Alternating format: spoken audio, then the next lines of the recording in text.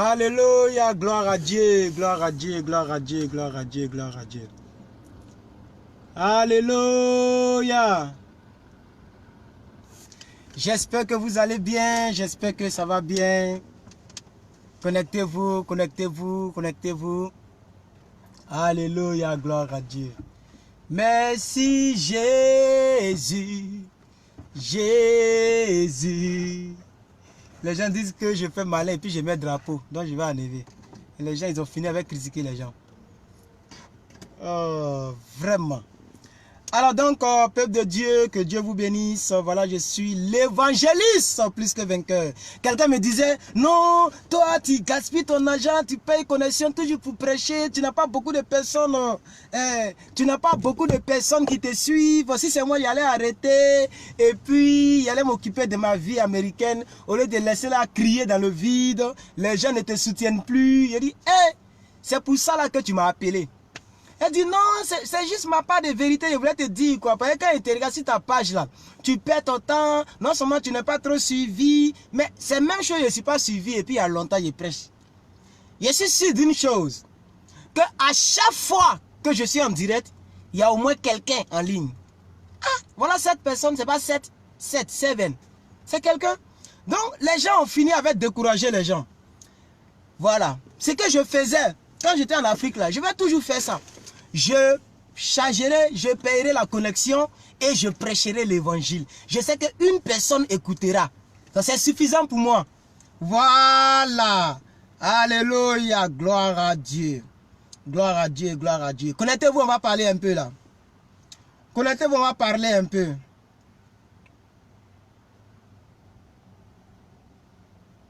Je vais parler ici des 7 attitudes qui vont te préserver. Les 7 attitudes, les 7 comportements, les 7 secrets qui vont te garder, te préserver tout au long de l'année. Il faut prendre note. Il n'y a pas verset biblique. Je vais juste exhorter en 20 minutes et je vais vous laisser. Ce message concerne tout le monde. Les 7 attitudes, les 7 comportements, les 7 secrets pour être préservé dans la vie. Alléluia! Gloire à Dieu. Gloire à Dieu. Le premier, ne vous précipitez pas pour parler. Si ce n'est pour sauver une situation, si ce n'est de l'urgence, ne vous précipitez pas pour parler. Oui, c'est une attitude qu'il faut adopter. Nous sommes dans le 6e mois. On est dans le milieu de l'année. Frère, arrivé à un certain moment là, la sagesse doit nous habiter. Ah oui, partage-moi la vidéo, pardon. Pardonnez, partagez la vidéo. Vous qui êtes là. Alléluia. Ne vous précipitez pas pour parler. Sauf si c'est pour un cas urgent. Sauf si c'est pour sauver une situation. Alors tu peux faire sortir peut-être ton secret. Tu peux faire sortir peut-être quelque chose. Mais ne parlez pas beaucoup. Vous voulez que je vous donne, je vous paraphrase un passage biblique. Mais il y a quelque part, c'est écrit quelque part dans la Bible, en proverbe, que la bouche qui parle trop, mais ne manque pas de péché. La bouche qui parle trop, ne manque pas de péché. Donc je vais encourager une personne ici, ne parlez pas beaucoup. Ne parlez pas beaucoup, s'il vous plaît. Alléluia. Alléluia, gloire à Dieu. Cette attitude-là nous manque très souvent. On a fini avec divulguer nos secrets. On a fini avec parler. Je parle, parce que j'ai oublié de mettre le titre, je parle des 7 comportements, 7 attitudes, 7 secrets pour être préservé, pour être épargné des sorciers, pour rencontrer ton miracle, pour embraser ton miracle. Les 7 attitudes, les 7 comportements pour rentrer dans ton miracle et pour ne pas étouffer ton miracle. La première attitude, le premier secret, le premier comportement, ne parle pas beaucoup. Alléluia, gloire à Dieu. C'est très important. Nous parlons un peu trop. Dès qu'il y a une petite porte qui veut s'ouvrir, la porte même n'est pas encore ouverte, mais tu commences à distribuer la nouvelle partout. Tu n'es même pas encore rentré dans le miracle là, mais tu commences à éparpiller la nouvelle partout. Alléluia, gloire à Dieu. À partir d'aujourd'hui, quand Dieu t'ouvre une porte quelque part, quand Dieu te place quelque part, quand tu sens qu'il y a une évolution quelque part, il faut te taire d'abord. Alléluia. Il faut laisser l'évolution parler à ta place. Il faut laisser le témoignage parler à ta place. Alléluia. Que ce soit dans une situation où tu constates que quelque chose te pousse à parler, il faut te retenir un peu. Le premier comportement, la première attitude qui va te préserver contre tes ennemis, qui va te garder et qui va permettre à ce que ton miracle vienne à l'existence, c'est de ne pas trop parler. Deuxième attitude. Deuxième attitude. Ne vous précipitez pas pour dire oui. Que ce soit pour un travail, que ce soit pour un conseil que quelqu'un prétend te donner, que ce soit, je ne sais pas quelque chose. Ne vous précipitez pas pour affirmer, pour dire oui. On ne dit pas oui rapidement. Parce que surtout pour nous les enfants de Dieu, la Bible dit quelque part que ton oui soit oui. Donc quand tu as dit oui, c'est comme si dans le ciel tu as validé la chose. Oui, c'est comme pour les informaticiens, tu as appuyé sur le bouton entrée. Quand tu appuies sur entrée, mais l'option est activée, c'est fini. Alléluia. Aujourd'hui là, beaucoup de personnes, surtout nos jeunes sœurs, vous toi-même tu sais que ça là c'est pas bon, mais tu es rentré là-bas. Tu ne réfléchis. Écoutez, je vais vous dire quelque chose. Il y a ma fille qui est en ligne là, je n'ai pas dit son nom, mais elle se connaît, je la salue ici. Voilà. Et à tous ceux qui sont célibataires comme moi. Alléluia. Si tu sais que c'est bon, que ça t'arrange, tu peux dire oui. Mais il y a des situations où tu ne dois pas dire oui rapidement. Même si c'est le pasteur qui t'a dit, lui là, c'est ton homme. Alléluia. Je dis, même si c'est le pasteur qui a dit que lui là, c'est ton homme, il faut l'accepter. Oh, excusez-moi, j'ai reçu un appel. Voilà, j'ai reçu un appel. Donc, comme je le disais, deuxième attitude, ne vous précipitez pas pour dire oui. Ne vous précipitez jamais pour dire oui. Parce que le oui, ça s'assume. Le oui, c'est comme si tu as accepté la situation. Le oui, c'est comme si tu as validé la chose. Le oui peut te condamner. Donc, il est important de prendre son temps. C'est ce qu'on appelle la patience. Il est important d'être patient, de ne pas se précipiter et de savoir réfléchir avant de s'engager. Alléluia. Première attitude, ne vous précipitez pas pour parler. Voilà, si ce n'est dans un cas urgent. Deuxième attitude, ne vous précipitez pas. Ok, ne vous précipitez jamais pour dire oui. Ok, parce que le oui, il s'assume. Troisième attitude à adopter. Troisième attitude à adopter, vous et moi. Ne tirez jamais de conclusion. Écoutez, ne tirez jamais de conclusion tant que tu n'as pas analysé la situation. Alléluia. Quelqu'un t'a fait quelque chose, c'est fini. Entre toi et moi, c'est fini. Aïe. Donc toi, mais la seule chose qui ne peut pas se plaindre, ou bien la seule chose qu'on ne peut pas frustrer, mais c'est le caillou. Ce sont les herbes. Sinon, un être humain, tu es qui et puis on ne peut pas te frustrer. Tu es qui et puis on ne peut pas aussi quand même te remuer. Il ne faut pas tirer des conclusions très rapidement.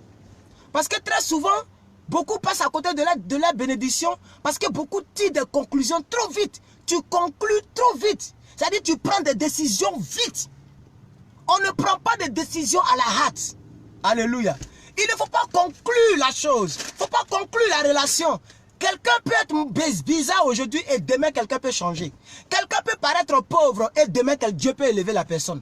Il ne faut pas conclure les choses. À cause d'une petite situation, c'est fini. Je ne vais plus à l'église. Peut-être que c'est l'homme de Dieu là à qui Dieu a chargé ta bénédiction. Peut-être que c'est dans cette église là que ton mari, Dieu va l'envoyer. Mais pour un petit truc net, je ne vais plus à l'église. Parce que tu étais malade, on ne t'a pas rendu visite, je ne vais plus à l'église. Alléluia. Ne tirons pas trop vite de conclusion. Gloire à Dieu. Oui, ne tirons pas trop vite de conclusion. Il faut analyser, il faut réfléchir, il faut interpréter avant de tirer une conclusion. Même pour nous autres qui sommes allés à l'école, pour vous et moi, quand on va à l'école là, mais on te donne une dissertation, un sujet à traiter, mais on ne tire pas la conclusion puis pour te poser la feuille. Non, il y a d'abord l'introduction. Il faut faire appel au sujet. Qu'est-ce qui a fait que c'est arrivé? Alléluia. C'est très important. Il faut maintenant développer. Il faut maintenant réfléchir. Il faut maintenant voir le contour. Les pourtours. Il faut voir maintenant qui a créé la situation. Est-ce que ce n'est pas moi? Est-ce que c'est elle? Bon, si c'est elle là, bon, je vais voir quelles sont ses qualités. Qu'est-ce que je vais perdre si je prends la décision que c'est fini? Alléluia. Qu'est-ce que je vais perdre si je quitte dans cette église? Est-ce que je peux tomber dans une église où j'aurai de bons frères et sœurs? Est-ce que si je quitte dans cette entreprise, je peux tomber dans une bonne entreprise? Donc, ne tirez pas de conclusion rapidement. Alléluia, gloire à Dieu. Apprenez à analyser avant de tirer des conclusions. C'était la troisième chose. Je reprends rapidement. Première chose, ne parlez pas beaucoup si ce n'est dans un cas, ok, dans un cas très urgent. Deuxième chose, ne vous précipitez pas pour dire oui, ok. Troisième chose, ne tirez jamais de conclusions, hein, de manière brutale, de manière rapide, de manière irréfléchie, ok. Quatrième chose, ok, ne parlez jamais de ce que vous ne savez pas. Ça, c'est le quatrième comportement est très important. Et ça concerne moi, je ne peux pas causer avec moi, pour les filles, même pour la soeur avec qui je cause, et pour les filles qui m'ont connu, tu ne vas jamais me voir critiquer quelqu'un avec toi. Non, on va toujours rester entre toi et moi. Je suis comme ça. Même si tu es une maman, que je parle avec toi, c'est rare de parler de quelqu'un d'autre. Je suis comme ça. Je n'aime pas parler de quelque chose que je ne maîtrise pas. Je n'aime pas mettre ma bouche partout. Parce que très souvent, la Bible dit, vous serez jugés, mais vous serez jugés par rapport aux paroles que vous aurez proférées. C'est-à-dire, tout ce qu'on dit, tout ce qui sort de notre bouche, on sera jugé pour ça. Donc ne parlez pas beaucoup et ne parlez pas de ce que vous ne connaissez pas. On dit non, il y a un problème dehors, on dit oh là, il a violé la femme. Mais qui t'a établi juge pour déjà le condamner? Est-ce que tu sais ce qui s'est passé? Est-ce que ce n'est pas la fille elle-même qui est tombée sur lui?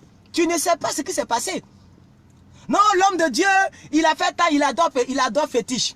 Tu ne sais pas exactement ce qui s'est passé. Alléluia. Donc, il est mieux de te taire. La chose qui ne te concerne pas, il ne faut pas mettre ta bouche dedans. Alléluia. Alléluia. Mes frères et sœurs, voici la cinquième attitude, le cinquième comportement pour réellement être préservé des fausses accusations. Parce que quand tu parles beaucoup, là, un jour, là, tu vas avoir un gros problème qui peut même t'amener en prison. Parce que là, on juge quelqu'un par rapport à ce qu'il a dit. On juge quelqu'un par rapport à sa parole. Alléluia. Par exemple, il y a une dame. Bon, je vais laisser ça même parce que c'est même pas intéressant et même pas important. Je ne vais pas mettre mon message. Amen. Donc, apprenons à nous taire. Gloire à Dieu. Ne parlez jamais de ce que vous ne connaissez pas, de ce que vous ne savez pas, de ce que vous ne maîtrisez pas et de ce qui ne te regarde pas. Ça te préserve de la situation là. Parce que dès l'instant que tu parles de ça, c'est comme si ça te regarde maintenant. C'est comme si tu es rentré dedans maintenant. Alléluia, gloire à Dieu. C'est très important. C'est très important, peuple de Dieu.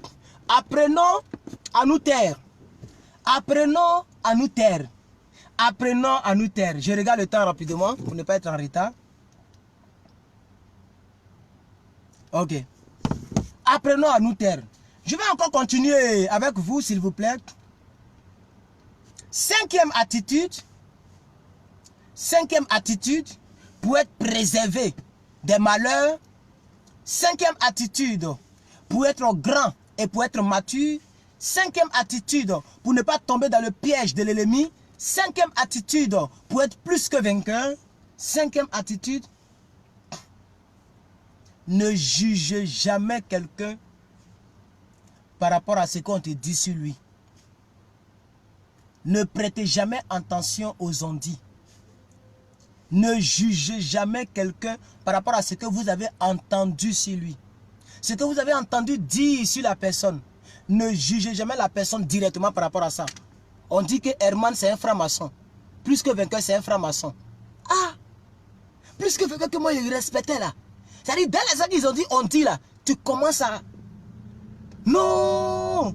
Maudit soit le jour où j'ai rencontré plus que vainqueur. Aïe! Oh, plus que vainqueur n'est même pas franc-maçon. Mais tu entends de maudire le jour où tu l'as rencontré. Donc tu entends de maudire toutes les paroles à laquelle tu as dit Amen quand lui il prêchait. Tu entends de maudire toutes les fois que ces vidéos t'ont fait du bien. Donc tu attends de te maudire sans le savoir. Parce que quelqu'un qui dit maudit le jour que j'ai croisé, ça veut dire que le jour que tu as croisé plus que vainqueur, c'était une malédiction pour toi. alors le ciel va t'apporter ta malédiction là. Or, il n'était même pas franc-maçon. Mais tu as tiré la malédiction sur toi comme ça. Parce que quelqu'un a dit. Alléluia. Ne jugez jamais quelqu'un. Vous savez, souvent j'allume ma télé. Un jour j'ai allumé ma télé, je suis sorti.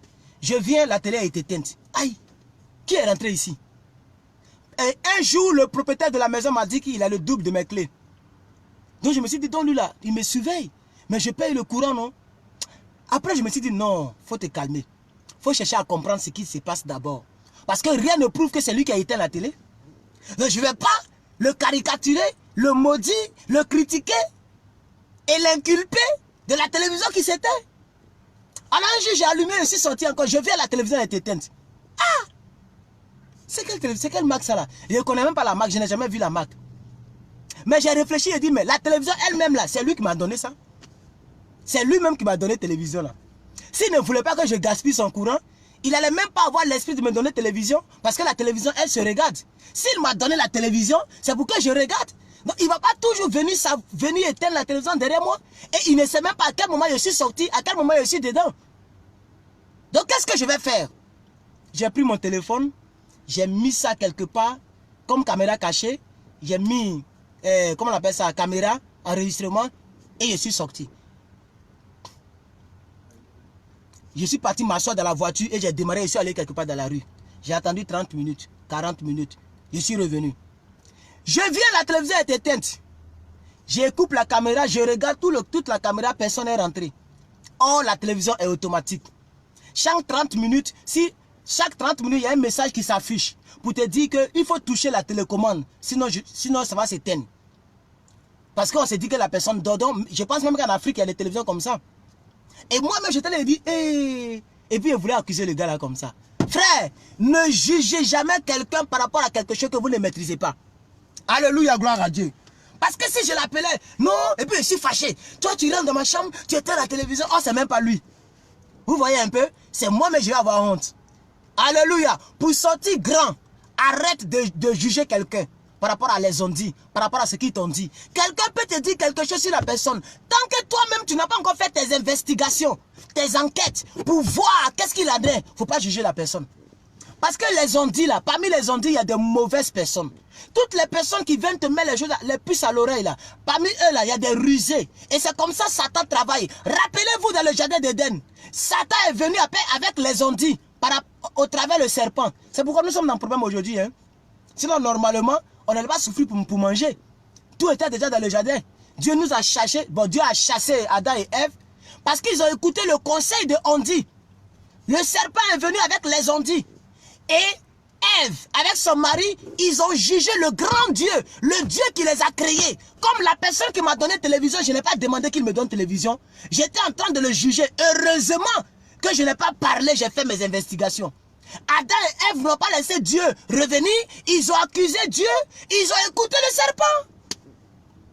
Voici pourquoi ils n'ont pas été préservés de la grâce de Dieu. Dieu les a chassés, frère. Est-ce que vous comprenez maintenant de quoi je parle? Est-ce que quelqu'un me suit? C'est très important. Donc apprenez à vous taire. Même si on dit ta copine te trompe, ou bien ta copine te critique, ou bien ta copine est comme ça. Toi, tu ne l'as pas encore vu, non? Il faut te calmer. Au moins, tu peux commencer à faire tes enquêtes pour voir si c'est vrai. C'est quand tu as les preuves que tu peux prendre tes reculs. Alléluia.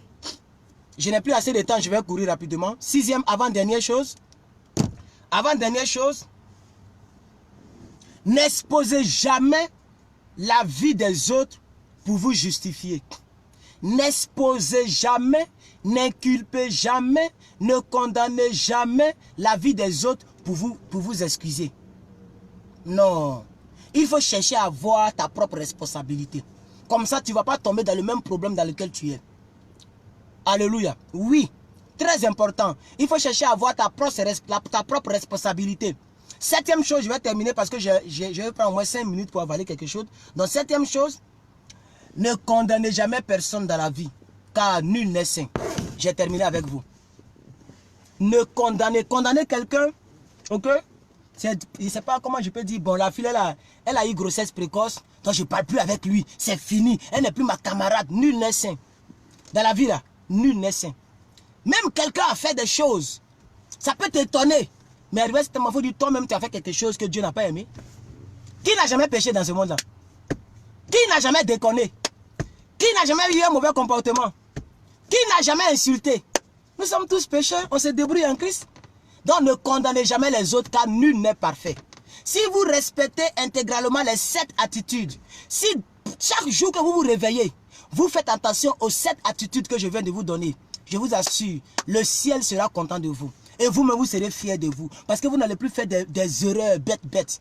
Vous n'allez pas faire des erreurs bêtes. Beaucoup de personnes se retrouvent dans des foyers à cause des erreurs bêtes. Beaucoup de personnes se retrouvent dans des foyers. Non, je pensais qu'il allait se convertir, mais malheureusement, depuis là, il ne veut pas partir à l'église. Donc, tu pensais qu'il allait se convertir, c'est pourquoi tu as dit oui. Tu as dit oui en une personne, mais que tu ne sais même pas son demain. La Bible dit, ne vous mettez pas avec les infidèles. Et moi, je dis aux gens ici, il y a une maman qui a été tuée, j'ai publié sur ma page. Une jolie femme en Guinée. Le monsieur a tué la femme là. Et ils ont découvert son corps en état de décomposition. Faites attention avec les gens avec lesquels vous vous mettez. Si moi j'étais femme, je préfère me mettre avec quelqu'un qui a un peu de crainte de Dieu. Oui, oui. Mais quelqu'un qui n'a pas crainte de Dieu là, c'est pas la peine. Parce que pour un petit truc, il peut te tuer. Mais un homme qui est né de nouveau, même si tu l'as frustré, comment, même s'il va te faire du mal, comment, il ne peut pas aller jusqu'à mettre fin à ta vie. Non, je ne crois pas qu'un chrétien peut tuer son ami chrétien. Donc, il est important de faire attention avec les gens avec lesquels vous vous mettez. Alléluia. Ne vous mettez pas avec les infidèles. Si moi j'ai accouché mon enfant, tu ne peux pas être servante. Tu ne peux pas aller être servante dans la maison d'un franc-maçon ou bien d'un... Non, jamais. C'est qu'on va se débrouiller nous-mêmes.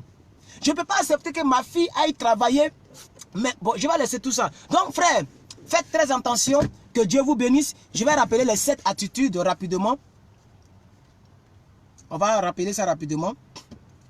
Ne vous précipitez pas pour parler, sauf si c'est dans un cas, une situation un peu grave. Ne vous précipitez jamais pour dire oui, parce que le oui s'assume. Ne tirez jamais de conclusion, il faut analyser. Ne parlez jamais de ce que vous ne maîtrisez pas et de ce qui ne vous regarde pas. Ne jugez jamais personne parce que nul n'est saint. N'exposez pas la vie des autres pour vous justifier vous-même et ne condamnez personne dans cette vie car nous sommes tous pécheurs. Que Dieu vous bénisse et que sa grâce soit avec vous. Portez-vous bien et je vous dis à la prochaine. Bye bye.